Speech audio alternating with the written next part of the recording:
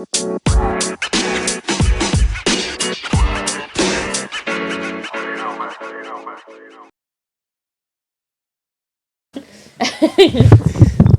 needs to know. Okay, I will. Now I've got something for warm up. Okay. I'll get there. The coffee? I'll find something. That's in my head. I've got something. You sure? Yeah. Cut. 2 claps. Welcome to the Wellness League podcast. This is the Try Me series. I am Ella. I'm Amanda from TriFit. And I'm Emily. Throughout this series, we'll be covering everything within the sport of triathlon, from your first race. Right up to competing in sprint, Olympic distance, 70.3s and full Ironmans, giving you all the tips and tricks from our experience in the sport. So in episode 10, we are covering all things warm up, cool down, recovery after training and racing. Love that. So, Amanda, do you warm up and cool down? Yes. No. Anyway. No, I actually are doing certain ways. So my warm up, not in so much like doing stretches or anything like that, but I'm studying some new, with a sports dietitian, and I'm doing a course with her. And the thing that I'm doing in warm up, I'm going to put it in warm up, is actually eating and eating a certain number of carbs. If I've got a session that's not aerobic and it's over 60 minutes, and that has made a huge difference, actually having some food. What are you eating before? It's delicious. Fruit toast with some jam or fruit toast with a banana. So I ate that for every session for about 3 months, and now I can't look at it anymore. So now I'm onto the crumpets. See, I don't do it every time, so it depends on the session. So it depends what day I'm going. I do a couple of sessions fasted. Yes. Yeah. Which is only if they're really aerobic, and if they're less than an hour, I will do them fasted. Yep.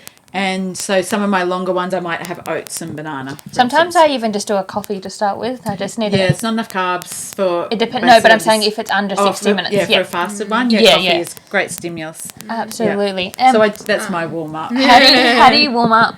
Well, quickly going on to that,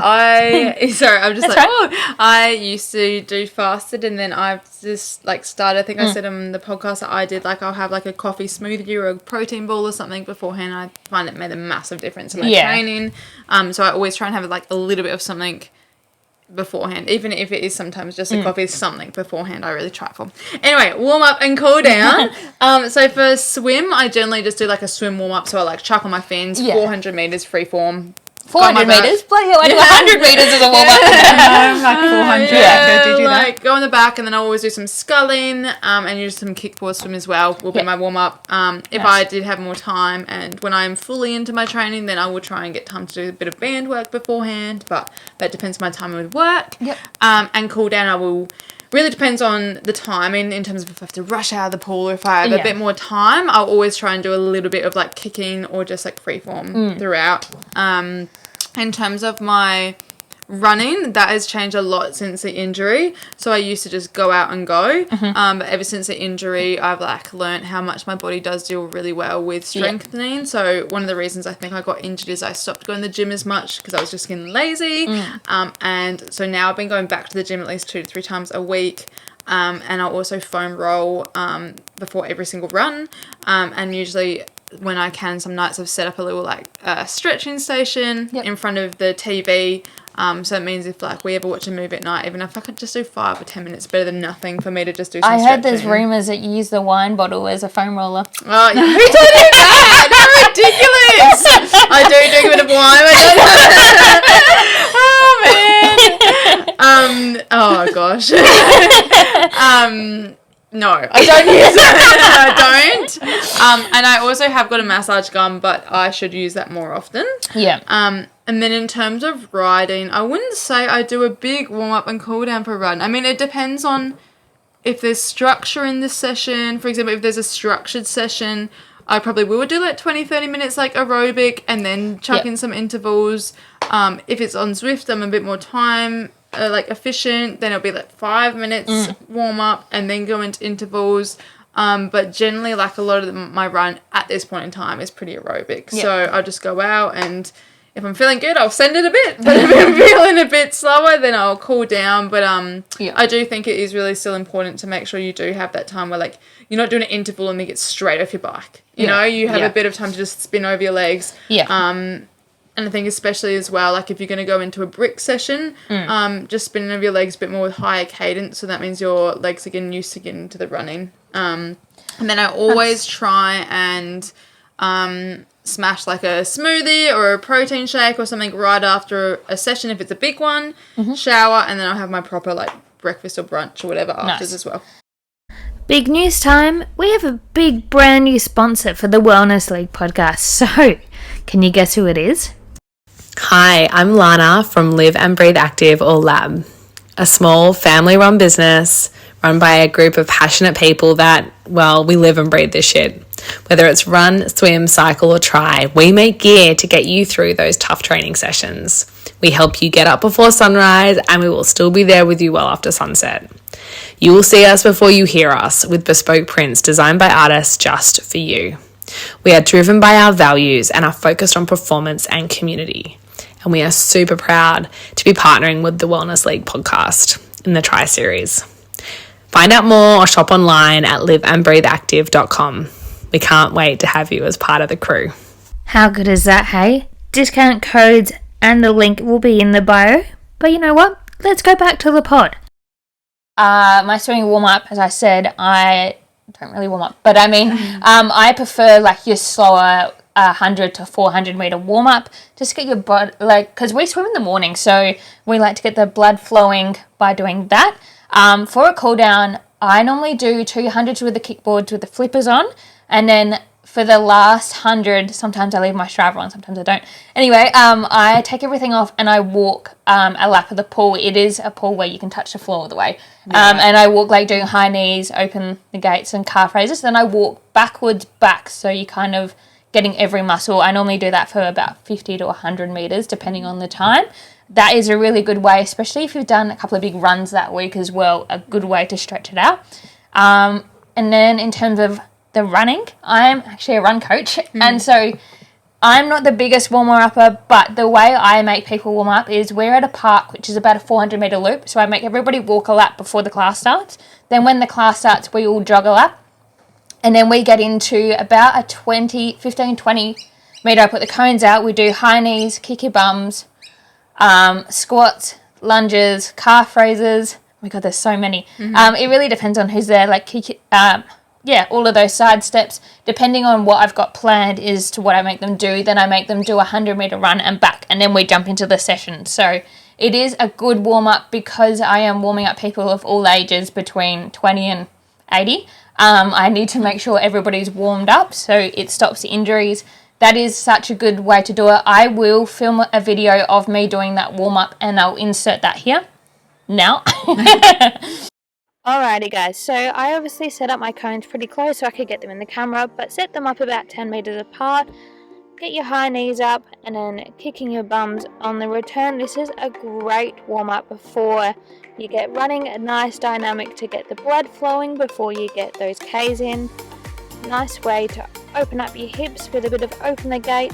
On the way back, make sure that you close the gate or do the opposite because we like to have all the muscles working at once. Also, coming back again, and then we're going into, I like to call these toy soldiers. I actually don't know what everybody else calls them, but they look like fun. And then coming back, a nice way to stretch out your calves, get them moving nice and high. And then we're going into, I had to think for a second. Oh, relax on lunges. Alright, into your lunges, making sure there's a nice square 90-degree angle on both knees to get them perfect. Then coming back into a nice stretch to open up your back. It's surprisingly important to keep your back warmed up while running because you really do use it when you're swinging your arms. Also, a booty band, super helpful. Putting that on is a great way to activate your leg muscles. Firstly, we get into a bit of a crab walk on the side. So nice and low into a squat. And taking those about hip width apart with your steps. Also make sure that you do both sides so both sides of your glutes are warmed up. And then into a crab walk forward, really activating those glutes because they are quite important when you get into running. But make sure Another one is to also put it around your ankles, activates a bit more muscles, really helps your knees warm up and your shins if you suffer with a bit of shin splints. So always keep a booty band in your bag. Also, don't forget to walk backwards because we like to keep those alternate muscles warmed up. This is a quite simple warm up to do before any running session. Another good one is banded good mornings. Really good for your hammies to warm up if you find they're tight. Also, here's a quick one before you start swimming. This can be done with a stick, a band. Just really nice to activate and open up your shoulders. If you're coordinated as this, my band wasn't quite long enough, so I could have gone wider and really warmed up the shoulders, but it was pretty good. And then opening up your arms. This is a really good one if you're finding it is not tight enough, put your hands closer together. And then also another one, warm up in like a fly position. This can also be done with light weights, so 1 or 2 kilo plates as well, which is great. And then warming up your lats and shoulders by pulling up. I like to call this the pull your pants up kind of warm up. And then in terms of a cool down, I always walk 100 meters or however much I need that my Strava and my watch sync up to over a good amount. Then always do a good stretch, whether that is holding onto a pole, stretching out everything, especially stretching out your back. It's crazy how that can really seize up after a run. So after a run, I like to grab either a wall or a pole or just something straight that you can stretch out your calves against. Really gives a nice straight and a good stretch through the back of your legs.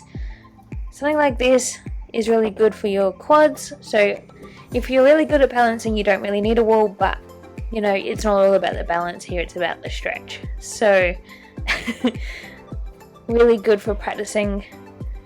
This is a good way to stretch out through your hips. Making sure you're doing both sides. Obviously I'm going through quite quick here so you can see what I'm doing, but hold each stretch for about 30 to 40 seconds on each side and really take your time to move through everything. This one is really good to stretch out your legs and your back as well. This one, especially after swimming, it's great to stretch out your back and shoulders.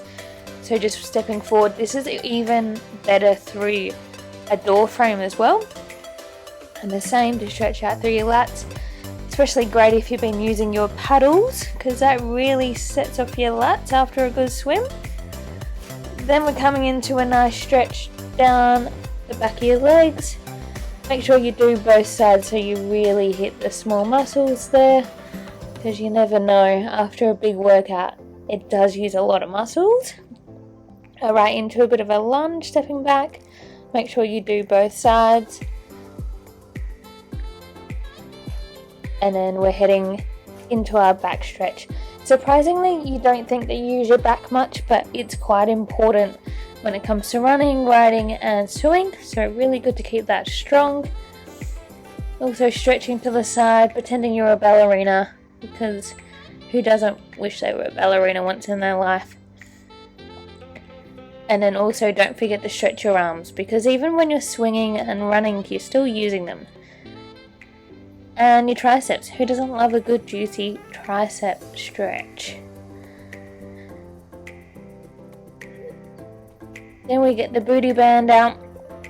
This is really good, like we did in the warm-up, but this one is more of a standing one. Also, you could do this at the start before you run as well to activate your glutes. I also like to use this before doing a strength session, like before doing squats or deadlifts in the gym. Really good way to warm up your legs and glutes. Obviously, probably doing about 10, 15 to 20 reps on each side of these. I didn't want to bore you for me doing that many reps, but I'll make even a couple of reps burn. Another good one is to stretch out like this, putting your band over your hands and going all the way up and down, and that's it. I hope you enjoyed that. And don't forget to try and be coordinated. So it's one arm goes forward and one arm goes back, and you're doing big circles. Try to do it both ways and then alternate. 2, And don't forget to swing it all out. And, just touch your toes one more time, because everybody loves a good toe touch. That's it. Back to the pod. That was in the video that I just attached. So in terms of cycling, pretty much what Em said, pretty much the same. So it's always good to stretch when you finish after a cycle, because normally your legs are burning. Yeah, they are. And in terms of anything else you need to stretch, I'll put the video in here. Hi guys, I'm Sadie the Sausage, and welcome to my rolly series. So firstly, a foam roller is a great tool to have. Great to really roll out those bigger muscles. Doesn't look painful from the video, but oh man, once you get into the tight spots, it really rolls out the knots that you have. So I like to roll starting on the back of your legs, going down your hamstrings, onto your calves. This is a little fun trick that I like to do, to roll out each side of your calves as well. Super great after a long run, because those muscles get extremely tight. Then I like to roll over onto my front, working all the way from my hips down to my knees. Make sure you have a little sausage jog that jumps up and helps you stretch. Rolling onto each side gets your ITV, which is really common for a lot of runners to be really tight. Making sure you're rolling each one of these for about 30 seconds each. Set on a good tune or a bit of a timer so you know roughly when to change. Then this is a really good one, because a lot of us get really tight through our back, whether that is from all the swimming, cycling or the running. So laying with the foam roller down your spine and really opening up your shoulders is a great way to really loosen up those muscles. And then this one, so bending your arms and the little sausage trying to get involved. So bending your arms and straight up and down.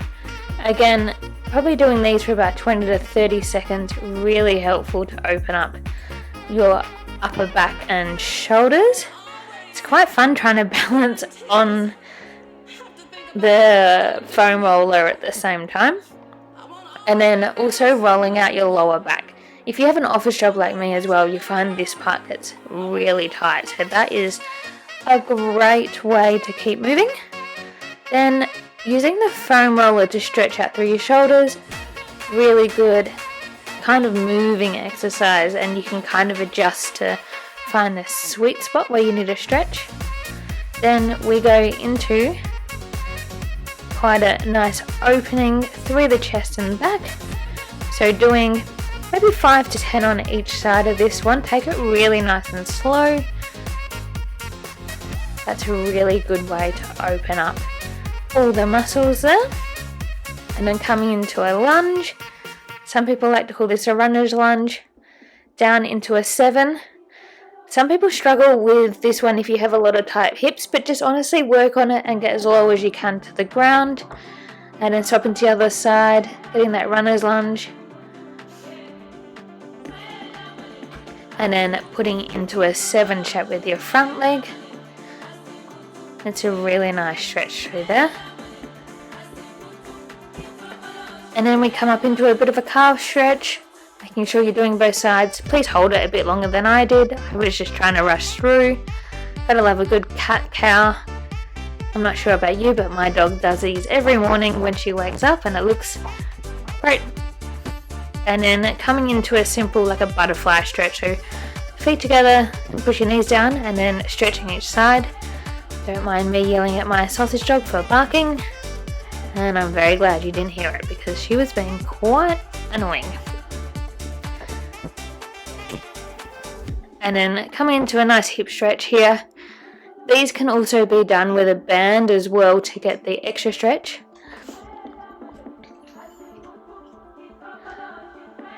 And then we go into, what was I doing? Touching my toes again. Really love stretching out my hamstrings because they're always tight.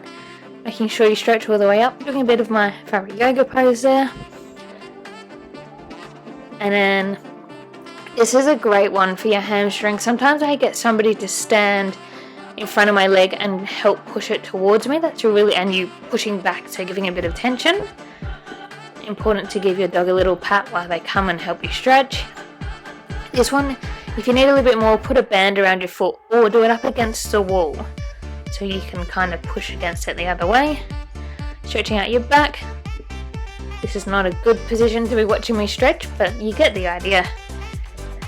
Holding that for about 10 to 20 seconds each side. It's a really nice stretch through the back. And give it a little baby squeeze. Hope that stretching helps. And then another thing I like to do is ice bath, sauna, steam room and spa. I try to make it a Saturday afternoon thing, roughly 5 to 10 minutes in each one. Try to do 2 rounds, just depending on the weather, I do more of the sauna or more of the cold water, and depending on what I've been training, but I find I sleep really well after that, and it's a good way to reset you for the week. It's got to be a pretty good excuse to not do that. Yeah. That's intense. I don't do that much. I try and incorporate my warm-up and cool-down into the sessions that I do. Yeah, but I think it's a really good way to do things like that because it is a good way to block off from the world. Definitely is a good way if you can do it. Yeah, and it's good to also, like, if you have sauna before a heat race. Or, yes. Yep. Exactly, like heat training as well.